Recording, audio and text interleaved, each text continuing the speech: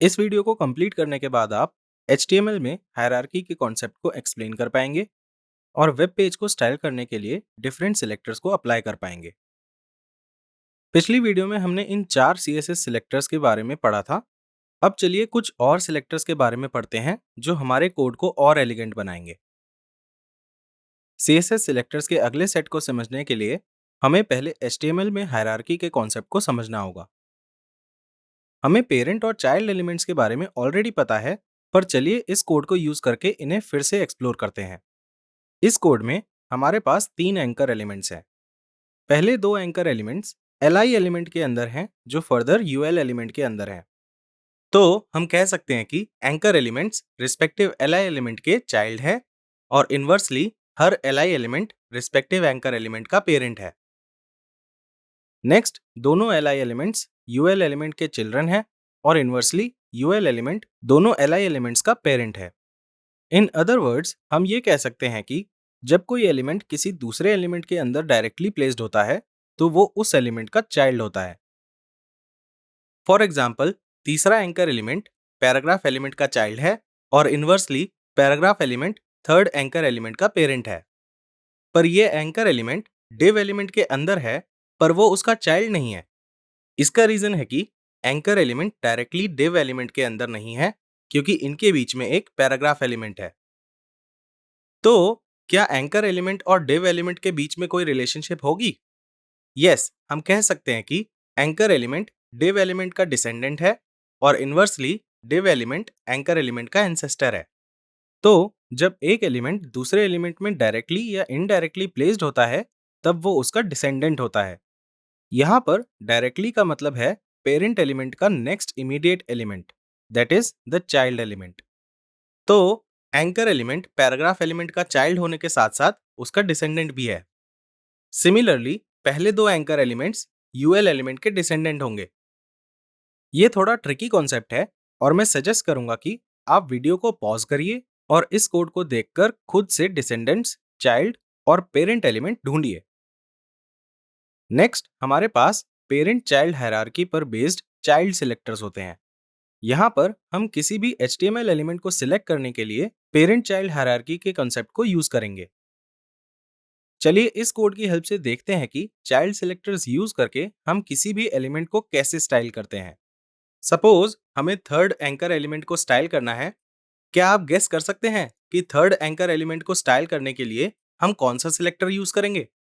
आप video pause करके सोच सकते हैं और अगर आप चाहें तो उन सिलेक्टर्स को दोबारा देख सकते हैं जो हमने इस वीडियो में पहले डिस्कस किए थे। अगर आपका आंसर क्लास सिलेक्टर्स है तो आप करेक्ट हैं, पर एक और मेथड है जो है चाइल्ड सिलेक्टर्स।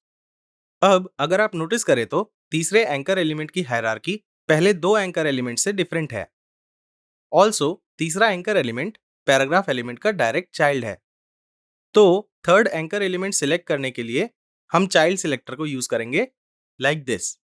यहाँ P is greater than A का मतलब है कि हम उन सभी एंकर एलिमेंट्स को सिलेक्ट करेंगे जो पैराग्राफ एलिमेंट्स के डायरेक्ट चिल्ड्रन हैं। हमारे कोड में ये सिर्फ तीसरे एंकर एलिमेंट से मैच करता है, तो स्टाइल प्रॉपर्टीज बस इस एलिमेंट पे ही अप्लाई होंगी। तो समराइज करने के लिए हम कह सकते हैं कि चाइल्ड सिलेक्टर्स में हम 2 सिलेक्टर्स के बीच में ग्रेटर देन सिंबल लगाते हैं। ग्रेटर देन सिंबल से पहले का सिलेक्टर पेरेंट एलिमेंट को डिनोट करता है और ग्रेटर देन सिंबल के बाद का सिलेक्टर चाइल्ड एलिमेंट को डिनोट करता है। अब चाइल्ड सिलेक्टर्स की आपकी अंडरस्टैंडिंग के बेसिस पे आपके लिए एक क्वेश्चन है।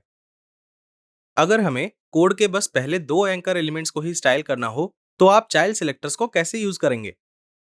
अब चलिए अगले CSS सिलेक्टर पर चलते हैं जो है डिसेंडेंट सिलेक्टर्स। इसमें HTML एलिमेंट्स को सिलेक्ट करने के लिए हम डिसेंडेंट्स के कॉन्सेप्ट को यूज करते हैं। चलिए पिछले कोड को फिर से यूज करते हैं और देखते हैं कि डिसेंडेंट सिलेक्टर्स को कैसे यूज करते हैं। सपोज यहाँ हमें सारे एंकर एलिमेंट्स को स्टाइल करना है। यहाँ पर हम देख सकते हैं कि सारे एंकर एलिमेंट्स डिव एलिमेंट के डिसेंडेंट हैं। तो हम डिसेंडेंट सिलेक्टर्स को ऐसे यूज करते हैं। डिसेंडेंट सिलेक्टर में हम 2 सिलेक्टर्स के बीच में स्पेस ऐड करते हैं। स्पेस से पहले का फर्स्ट सिलेक्टर एंसेस्टर एलिमेंट को डिनोट करता है और स्पेस के बाद का सेकंड सिलेक्टर डिसेंडेंट एलिमेंट को डिनोट करता है। यहाँ पर div a का मतलब है कि वो सारे एंकर एलिमेंट्स सिलेक्ट होंगे जो किसी भी div एलिमेंट के डिसेंडेंट होंगे।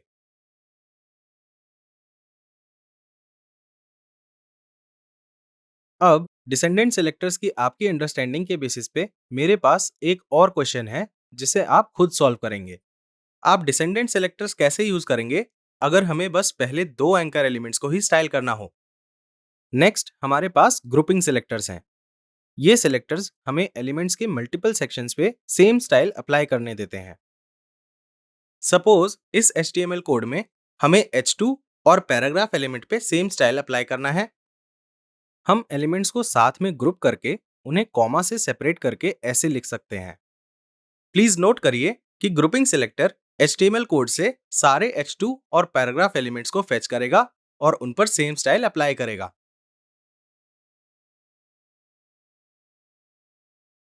और लास्ट CSS सिलेक्टर जो हम डिस्कस करेंगे वो है एट्रीब्यूट सिलेक्टर्स।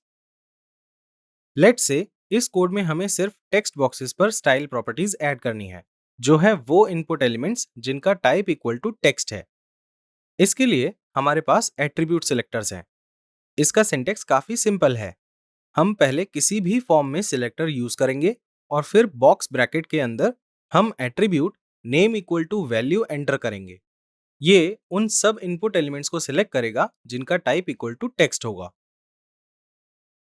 इसके साथ हमने मॉड्यूल का सेकंड टॉपिक कंप्लीट कर लिया है। अब next is a quiz. All the best.